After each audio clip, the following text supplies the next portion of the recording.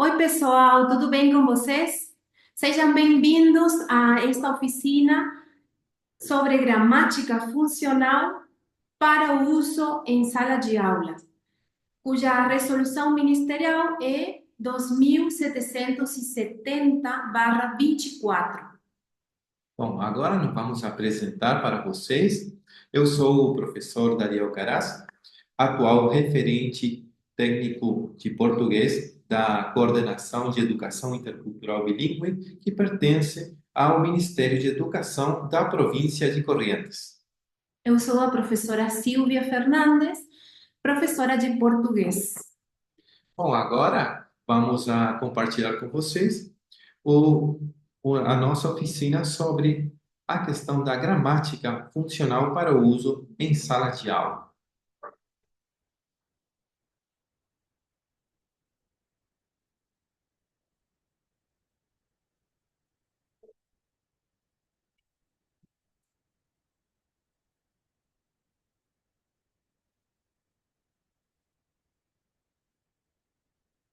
Vamos começar com o que é a gramática. A gramática é um conjunto de regras que descreve a estrutura e a formação das palavras em uma determinada língua, incluindo sua morfologia, que estuda as unidades mínimas com significado na língua, como os morfemas e suas combinações para formar palavras. Essa definição é segundo a Academia de Língua Portuguesa. Podemos encontrar nessa definição de gramática os diferentes tipos que ela tem, como, por exemplo, a gramática da língua portuguesa, como a de qualquer outro idioma, pode ser analisada sob diferentes perspectivas, dando origem a diversos tipos de gramática. Cada uma delas tem um foco específico e uma abordagem particular. Aqui podemos observar os diferentes tipos de gramáticas, como a normativa, descritiva, histórica, comparativa, tradicional, funcional e formal. Temos algumas definições para compartilhar com vocês. A normativa, gramática normativa, é sinônimo de norma culta. Ela estabelece os usos certos e errados em oposição ao uso popular. Isso porque, apesar de ser compreensível no cotidiano, há sérias transgressões ao modelo estabelecido. Essa é a gramática oficial e, portanto, é ensinada nas escolas. A gramática descritiva descreve e registra os aspectos fonético, morfossintático e léxico da língua, mas sem definir as suas normas. A gramática histórica trata justamente da história da língua, ao longo do tempo, desde sua origem às transformações, ou seja, é diacrônica. Comparativa estuda a gramática fazendo uma comparação com as gramáticas pertencentes às mesmas famílias linguísticas. Outras delas são a tradicional, a funcional e a formal. A tradicional, cuja categorização, como um todo, se baseia em critérios de ordem semântica e não funcional. Fundamenta-se na análise morfológico e sintático da língua e situa-se nos níveis da palavra e da frase, considerando a letra e a sílaba as unidades linguísticas anteriores à palavra. A funcional tende a analisar a linguagem em seu contexto de uso, considerando fatores como o propósito comunicativo, o contexto social e a intenção do falante. Já a formal chama-se aquela gramática abstrata, que pode ser aplicada com as linguagens não verbais, como, por exemplo, as da programação ou informática. Aí temos um quadro onde compara a gramática tradicional com a gramática funcional.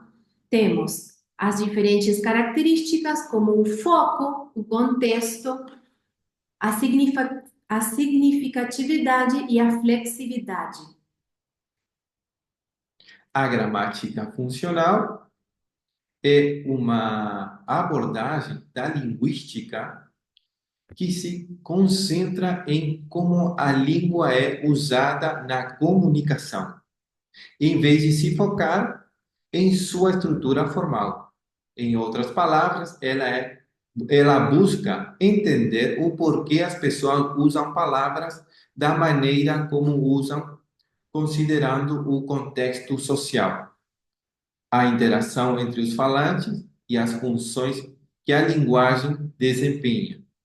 As principais características da gramática funcional é o foco na função, o contexto social, o significado e a flexibilidade. O uso do português língua estrangeira em sala de aula, temos a gramática tradicional e a gramática funcional.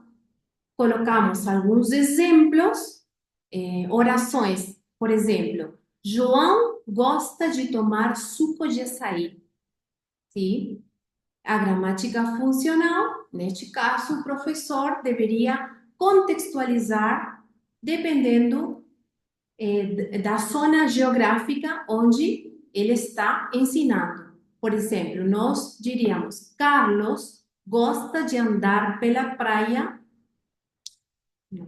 Anteriormente, seria Carlos gosta de tomar suco de laranja. Por quê? Porque na nossa região, tive a fruta que mais conhecemos é a laranja, né? Então, pode ser aí onde o aluno contextualize essa oração.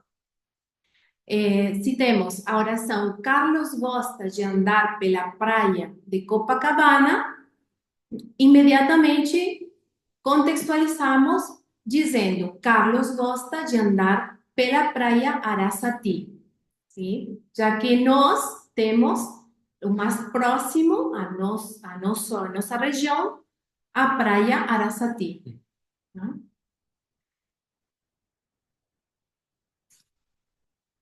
Aqui poderemos observar no quadro à direita a gramática funcional e a gramática tradicional, como se diferenciam entre as orações, entre uma se escreve com gíria e a outra tradicionalmente com a norma culta da gramática tradicional. Eu vou à escola.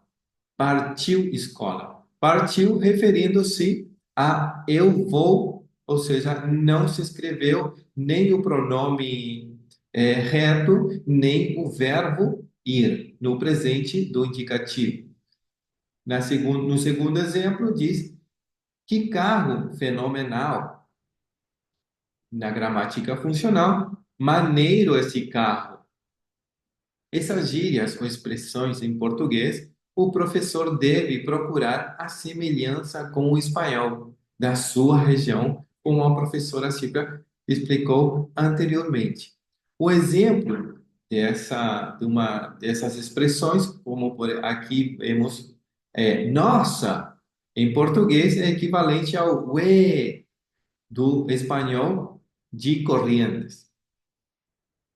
Baseia-se essa gramática funcional relevante para a relação entre o sujeito e o mundo se compreende como uma relação ativa. O pensamento e a linguagem não são somente um instrumento de uma ação segunda e exterior, segundo Carlos Franchi. Aqui também podemos observar, partiu essa parada, caraca, sinistro, na moral, já é, são expressão ou gírias utilizadas em diferentes regiões do país. Aí temos mais exemplos de um quadrinho comparativo No tradicional, por exemplo, fique atento, meu amigo, sim? No funcional, diríamos, pega a visão, meu amigo, tá? Outro exemplo, isso é sensacional. Na gramática funcional, diríamos, isso é top. Essas gírias ou expressões em português, o professor, como explicava o professor Dario, deve procurar a semelhança com o espanhol da sua região. Empregar exemplos para que o aluno possa se aproximar a essa língua que está aprendendo.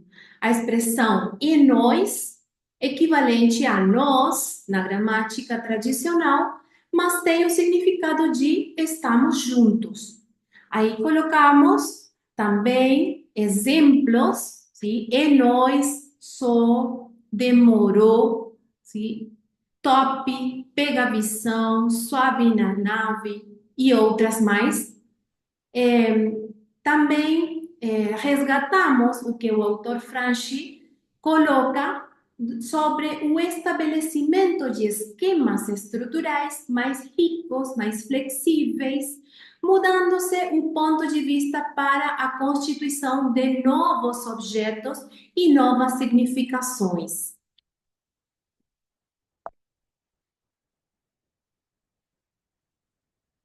Bom, assim finalizamos a nossa oficina de gramática funcional de língua portuguesa para uso em sala de aula.